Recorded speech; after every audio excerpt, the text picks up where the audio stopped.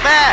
4 riders, I believe, are all down. Oh, they're going to have to start of the season. An Italian here in Italy. 3 different...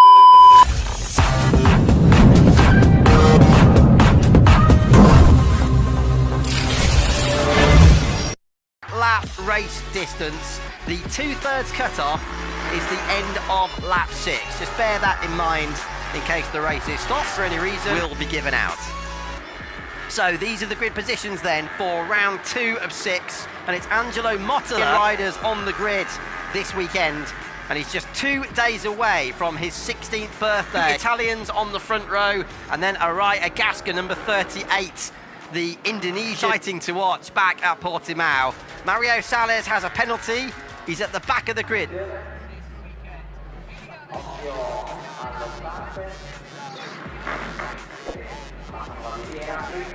Stand by for action then. There's the lights. When the lights go out, we are away for the 3rd race of the year, round 2 for the R3 World Cup. And Arai Agaska, the Indonesian newcomer this season, makes an excellent start. He's ahead of the pack already on the run down into the right-left combination. This is the crucial turn 6 that leads you down towards La Quercia. Somebody running off the track there in the background, but luckily there's asphalt runoff there as opposed to gravel, so they live to fight another day. This is La Quercia, an adventurous line up the inside for the number 23 of Imon Boccanegra. He takes the lead of the race now, racing this season under a Brazilian license. He's changed several times over the years. He has also had a Peruvian license last year, a Spanish license when we had the R3 Super Finale in Estoril at the end of last season. But Boccanegra now racing with his dual nationality. A lot of emphasis on the front tyres here at Misano. Everybody incidentally on the Italian Pirelli brand.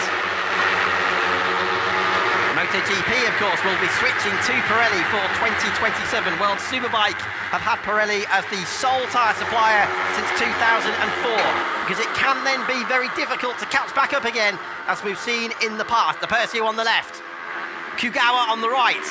De Persio retakes the lead at 4 o'clock, in which all of the representatives from Yamaha and of course the riders will be gathering themselves. Agaska back at the inside. If he takes a victory again, it's going to be absolutely superb, because as I said before the start, he's already collected a huge following in his native Indonesia, and we know that the motorcycle market for Yamaha and many other manufacturers is huge in Asia and in Indonesia in particular, and we have indeed seen Superbike races and of course MotoGP races at Lombok, the Mandalika circuit. Famously, of course, Toprak Razgatlioglu wrapped up the 2021 World Superbike title for Yamaha in Indonesia. And how fantastic is the news that Toprak's back in the Yamaha family as he joins. But let's not forget him. He is down in 14th position at the moment, so keep an eye out for number 5, the American.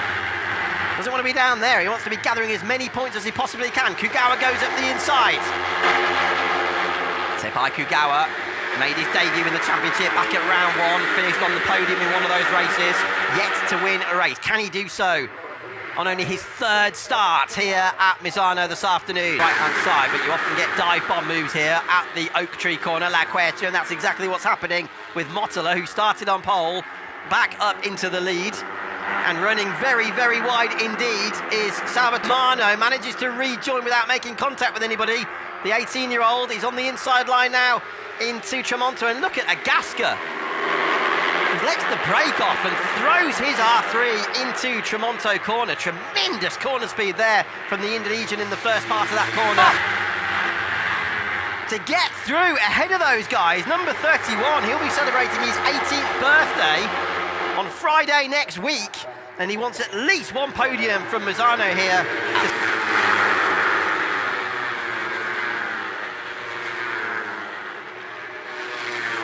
Nobody doing anything too silly down through La Quercia. The confidence he's showing through Tramonto corner is well nigh incredible, and this time he leads the pack coming out of there. Almost tyre-to-tyre contact. That was a beautiful example of how to use the slipstream from De Persio. Okanuki dives up the inside. Everybody on equal machinery here. They have an increased number of mechanics and technicians available as well, working in the R3 World Cup finish this year. Agaska on the brakes. We're already into the second half of the race. 5 laps down, 5 to go. This is lap 6. There is Mariales. He's starting to make some headway now on a 1:54.3. That's 0.7 of a second quicker than the previous fastest lap in this race.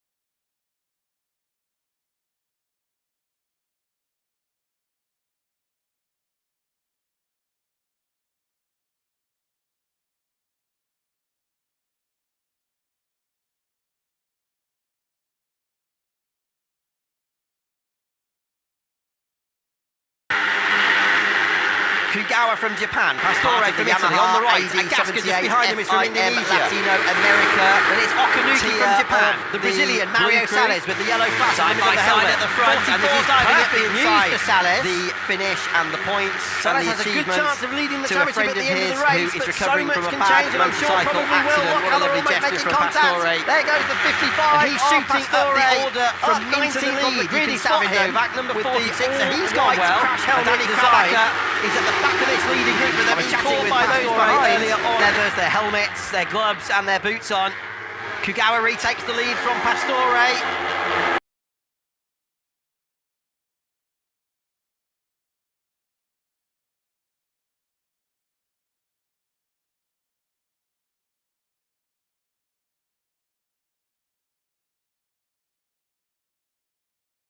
Tyres could overheat. Luckily, the riders here are competing at the beginning of the race day, because some of the weekends we go to, the R3 World Cup is at the end of the programme. So at least for their sake, is the last corner. It may well be exceeding track limits.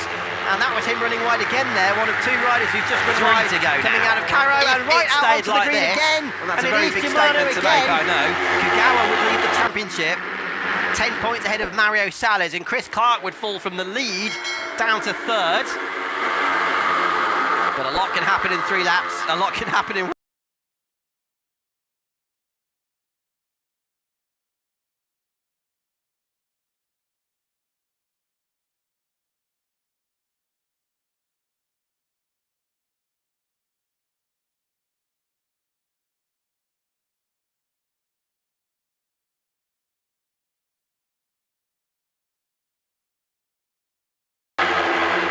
Now, if he keeps doing that, he will be given a long lap penalty.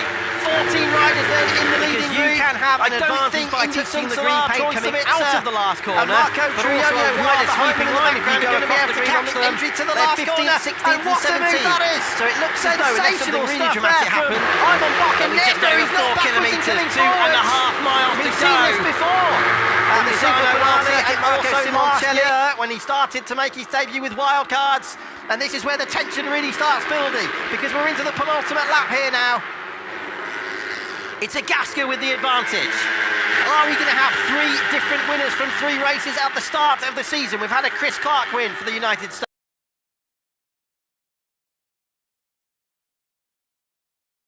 Runs wide, and they haven't. That's good news, and we need to keep a very close eye on that green paint, don't we, on the outside of the entry and the exit of the last corner. Look at number 6, Charlie Mendes. Oh, there's going to be contact there. There is.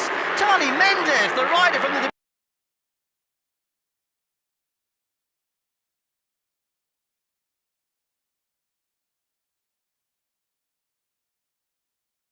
lap commences now here at Misano. It's race 1 of round 2 in the 2025 Yamaha R3 Blu Cru World Cup. And we've got an Italian rider leading, one of 6 in the field. It's the 18-year-old from Chieti, Alex De Persio. He's going to keep the lead down into Rio. 23 in second place is Simon Boccanegra, and Pastore trying to bully his way up the inside, and he does. Emanuele Pastore qualified on pole position here at Misano yesterday. What a shame for him. I hope everybody's all right. There's De Persio though for the Arco team. There.